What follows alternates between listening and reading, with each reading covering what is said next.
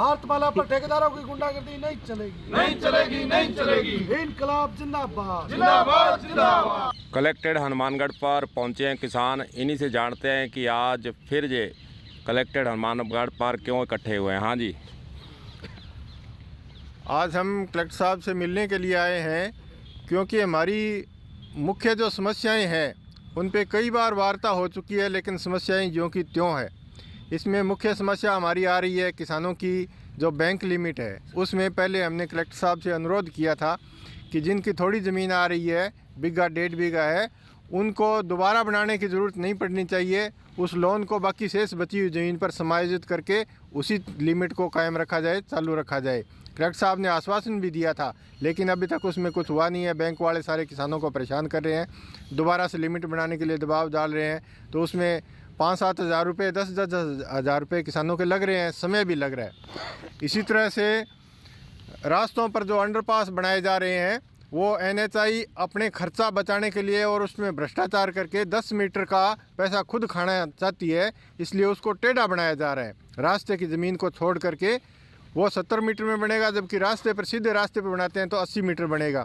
10 metre का पैसा खाने के लिए वो, और उससे 4 मोड़ पड़ जाएंगे। किसानों को आने जाने में बहुत परेशानी होगी, इसलिए मांग करते हैं कि वो उसको जो रास्ते की जगह है उसी पे सीधा बनाया जाए अंडरपास को। इसके अलावा सिंचाई खाड़ों के बीच में जो 6 फीट हमें दे रहे हैं, उसके बीच में एक 2 फीट की दीवार बना दी जाए ताकि पानी और किसान को आने जाने के लिए अलग अलग रास्ता बन सके। वो उसको सीधा ही बना रहे हैं। इसके अलावा पीलीबंगा तहसील के अंदर लखवाड़ी से पीलीबंगा रोड के ऊपर जो ज़मीन आ रही है उसका अवार्ड है, उन्होंने साधारण कृषि भूमि का बना दिया था, जबकि वहाँ व्यावसायिक भूमि का अवार्ड बनना चाहिए था। इसलिए ये बहुत बड़ी खामी रही है, किसानों को बहुत ज़्यादा नुकसान हुआ है। तो हम आज उसकी मांग करने आए हैं कि उसको अवार्ड को दोबारा संशोधित करके व्यावसायिक भूमि का बनाया जाए। हमारे साथ सुरेंद्र जी भी हैं, किसान नेता, लंबे समय से भारतमाला प्रोजेक्ट की लड़ाई लड़ रहे हैं। सुरेंद्र जी, पहले तो आप बताओ, इतने कोर्ट में भी गया, फिर कोर्ट में के सुप्रीम कोर्ट में जान की कवा, हाई कोर्ट में जान की कवा आई, ये सही है। हम हाई कोर्ट में हमारी रिट पिटीशन हो गई है और सुनाई उसकी 2 फरवरी को दोबारा है, क्योंकि बीच में कोरोना काल की वजह से अपसेट हो गया मामला।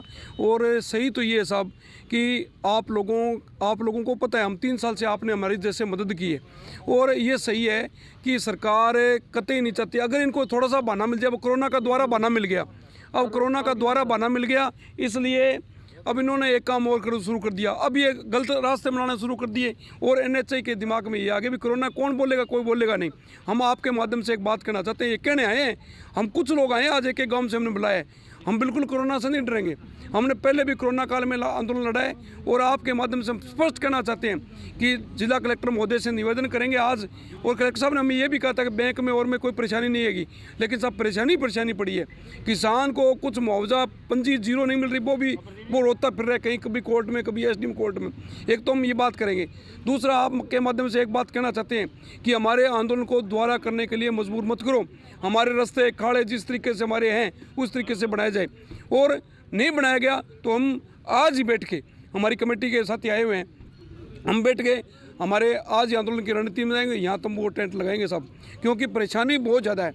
लगातार लड़ने के बाद भी हम 4 साल से लड़ रहे हैं। बहुत हम हाई कोर्ट में भी चले गए हैं। हमारी हाई कोर्ट में आगे क्या सुनाई होगी, न्यायालय की बातें, वो तो उसमें क्या होगा क्या नहीं होगा वो बात की बातें हैं।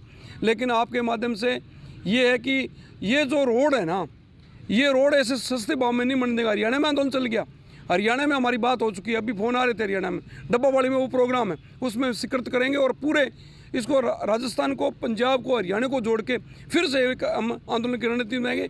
6 फरवरी को हमारी बीकानेर में दोबारा मीटिंग है। 6 मीटिंग को हमारी कार्यकारिणी राजस्थान की कमेटी की मीटिंग है, वहाँ बैठ के निर्णय करें। पूरे राजस्थान में साइड रोड निकालने के लिए इन तमाम चीज़ों को लेकर हम प्रोग्राम करेंगे, और ये प्रोग्राम करके इनके खिलाफ आंदोलन लड़ेंगे। नहीं तो ज़मीनें, जो किसानों की ज़मीनें थी वो तो NHI ने ले ली। अब आपका संघर्ष किस बात के लिए, कैसे ज़मीनों को वापस लोगे आप इनसे? हम ज़मीन तो ये देंगे नहीं, हम कहते हैं हमारे ज़मीन तो आप ले गए कोड़ियों के बाबा, आपने कुछ पैसा नहीं दिया।